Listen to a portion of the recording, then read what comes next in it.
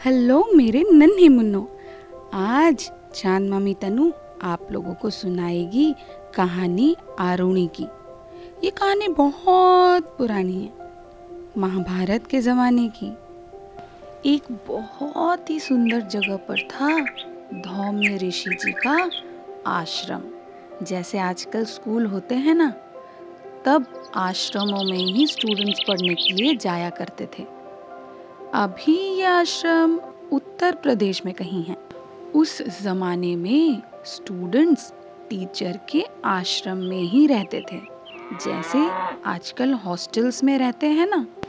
वहाँ teachers literature, science, maths, commerce, political science जैसे ज़रूरी सब्जेक्ट्स के अलावा जीवन कैसे जीना है ये भी सिखाते थे। ऋषि धौम्य उस जमाने के बहुत फेमस टीचर थे। दूर दूर से स्टूडेंट्स उनके पास पढ़ने आया करते थे। स्टूडेंट्स उनकी और उनकी वाइफ के डेली के कामों में भी हाथ बटाया करते थे और नेचर के साथ बहुत घुल मिलकर मजे से पढ़ाई करते थे। ऋषि धौम्य के सारे ही स्टूडेंट्स बहुत ही डिसिप्लिन्ड और ओबीडिएंट थे। उनमें से एक खास स्टूडेंट था आरुणि। आरुणि के लिए टीचर की बात भगवान की बात होती थी। टीचर ने कह दिया कोई काम करने को तो आरुणि उसे करके ही मानता था। एक दिन की बात है, सुबह से ही जोरों की बारिश होने लगी। जैसे जैसे समय बीत रहा था, बारिश तेज हो जा रही थी।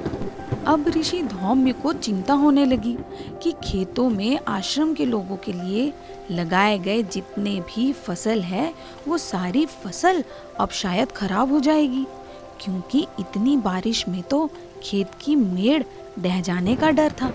उन्हें चिंता में देख आरुणि ने कहा, मुझे बताइए गुरुजी, मैं आपकी चिंता दूर करने के लिए क्या कर सकता हूँ। तो गुरुजी ने उसे कहा, जाओ जाके खेतों को बचाओ। बस फिर क्या था, आरुणि चल दिया खेत बचाने को।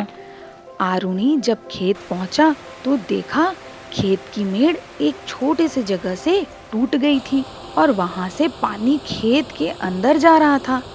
उसने तुरंत पानी निकालना शुरू कर दिया और निकालता ही रहा, लेकिन धीरे धीरे बारिश तेज होती गई और उसके छोटे छोटे हाथ अब थकने लगे थे और वो जो खेत की मेड़ का हिस्सा टूट चुका था, अब वो और बड़ा होने लगा था।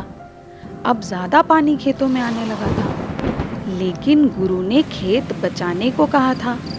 आरुणि ने आओ देखा ना ताओ, खुद खेत की मेड़ बनकर लेट गया और अपने शरीर से सारा पानी रोक लिया। बारिश होती रही, आरुणि वहीं लेटा रहा। धीरे धीरे रात बढ़ने लगी। गुरु धौम्य को चिंता होने लगी, इतनी रात हो गई, अभी तक आरुणि लौटा क्यों नहीं? कहीं आरुणि किसी मुसीबत में तो नहीं? ऐसा सोचकर गुरु धौम्य तुरंत आरुणि की खोज पे निकल पड़े।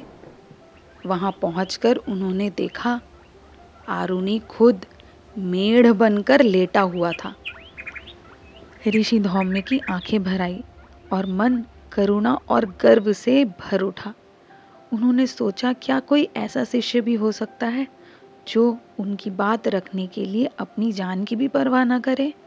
उन्होंने आरुणि को उस कीचड़ से उठाया और कहा, तुम्हारा नाम हमेशा के लिए अमर हो जाएगा।